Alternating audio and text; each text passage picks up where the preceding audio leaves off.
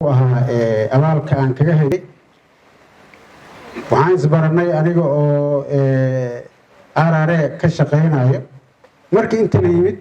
waxaan nasiib u helay aniga oo RRA ka shaqeynayo inaan ICRC aan inta uga noqdo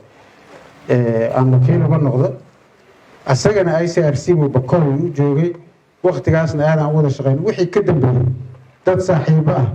oo haday kala maqan yihiin haday isla joogaan aad isula socday oo aad isaga warhaybanahay asaga siyaasadda hadday ku soo biirtay laakiin inta ka horeysay nin aad xogogaal u ah siyaasadda oo aad uga sheekeeyay oo saldhig u ah oo xalliyo oo heshiisiyo oo mideeyo oo ka sheekeeyay ahaan jira laakiin soo galitaankiisa hadday ahayd waan aadan ugu faraxsanahay inuu soo galo marka saaxiibkay maxamed cabdi waare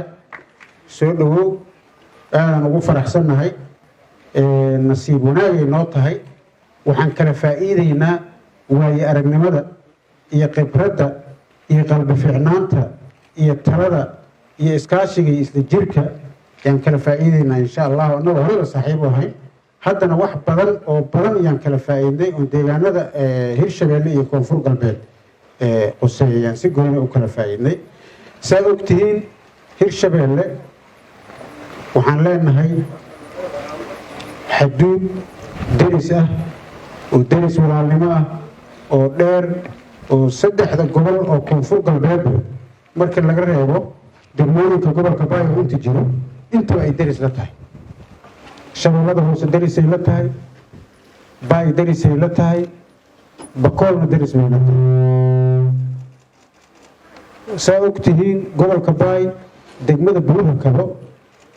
حدود كيسة يدقمة بيضمه waxay gaarayaan xaduudkooda degmooyinka masaafadooda aad bay u dheer tahay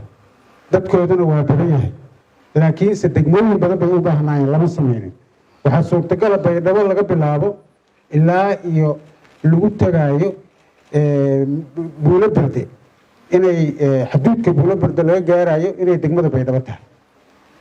buur saas oo kale waa afgooye iyo balcad iyo walaweyn gobolka Shabeellaha Hoose intaas ay dariska leeyihiin Bakool saas oo kale waaye Tieglow Ceelbarde ilaa idankiisa tahay xudur ayna xaduudkaas iyo dariskaas leeyahay intaas waxaa sii dheer dadka goboladaas degan iyo dadka goboladan degan waxay leeyihiin dhaqan walaalnimo isbadbaadin ah isbixin ah isdhaxgal ah wada shaqayn ah wada noolaansho isu kaalmeyn oo dhinac walba taabanay oo daaqa kamid ah oo beeraha kamid ah oo ganacsiga kamid ah oo xoolaha kamid ah oo wax walba ay isugu jiraan ay leeyihiin markii intaas leeyahay dad wanaag badan ka dhaxeeya ay yihiin oo aan maanta taariikhda Soomaaliya ay soo martay dhibaatooyinkii la soo maray aan la sheegi karin waxa yaraatay wax dhibaato labadan shacab kala dhaxmaray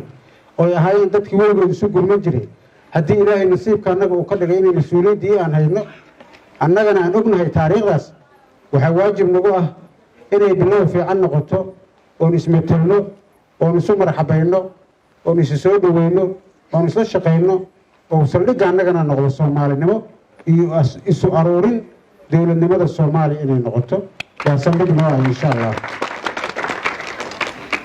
wada shaqeyntaanada wax intii aan idin sheegay ka badan soo socday ahayd hadda halkii sano oo joogay dawlad goboleedkan isugu dhaweey oo isugu wada shaqeyn badnayn bay dadka marka waxay u fahmaan siyaasiyiinta ah ama Soomaalida ah dadkan waxay saaxiib ku yihiin dawladda federaalka ay saaxiib leeyihiin saasa isku hayso wax ka weyn iyo taariikhda ka weyn hadda aan soo sheegay yaa isku kaanahaysay oo shacabka annaga iyo deegaanada iyo mas'uuliyadda saaran iyo saaxiibtinimada naga dhaxayso way waxa isku kaanahayo oo isula jirno oo isula joogno oo isula shaqeynayno isu kaalmeynayno oo isugu maxay ahayd isula talinayna taas way waxa jirto marxaladaha maanta ugu jiro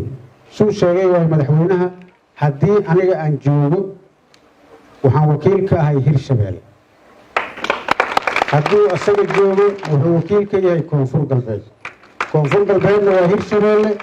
Hirshabeellena waa Koonfur Galbeed waxaan ilaahay ka rajaynaynaa Soomaalida kale iyo dowlad goboleedyada kalena sidaas ay ka fiican inay noqdaan waana dadaalkeedana waa wadnaa waana rajaynaynaa insha Allah waxay ka bilaabataa tirada 1 2 martaa kadib 3 iyo 4 aadaa insha Allah 3 iyo 4na waa samaysmi doonaa waa heli doonaa deegaanka runtii caawa waxaa la soo bandhigay farxad waxaa looga hadlay wanaaga iyo dowladnimada iyo Hirshabeelle iyo Koonfur Galbeed ujeedada munaasabadana waxay ahayd casho sharaf aan ku sagootinayna saaxiibkeen oo ka soo qayb galay isagii waftigiisaba xafladii sanad guuradii nagu soo wareegtay doorashadanadii waxaan leenahay saaxiib soo dhawow ma kala tegayno sidii hore loo sheegay aad baan ugu faraxsannahay insha Allah hadduu ilaahay yiraahdo meel kastoo joognaba dee awalba maana kala maqnayn laakiin waxaa farxad noo ah inaan annagoo kugu faraxsan aan ku soo wartimo oon ku sii dhaweyn Koonfur Galbeed waxaan u rajaynayaa guul runtii waxaan ammaan iyo bogaadin u soo jeedinayaa dadka reer Koonfur Galbeed noocyadooda kala duwan oo ugu horeeyaan baarlamaankii gudoomiyaha baarlamaankii iyo gudoomiye ku-xigeenada oo taariikhda fiicneed la soo maray ka soo sheekeeyay aad iyo aad u mahadsan yihiin shaqada fiican ay soo qabteen waxaan kaloo u mahadcelinayaa dadka siyaasiyiinta ah oo reer Koonfur Galbeed oo hankii ambitionka lahaa oo rajada badan ka qabay inay mustaqbalka ay madax ka noqdaan Koonfur Galbeed seefta hal galbeed leedahay ayagana aad iyo aad u mahadsan yihiin waxaan rabaa inaan u mahadceliyo wasiiradii dowlad goboleedka Koonfur Galbeed oo dhalinyarada ahaa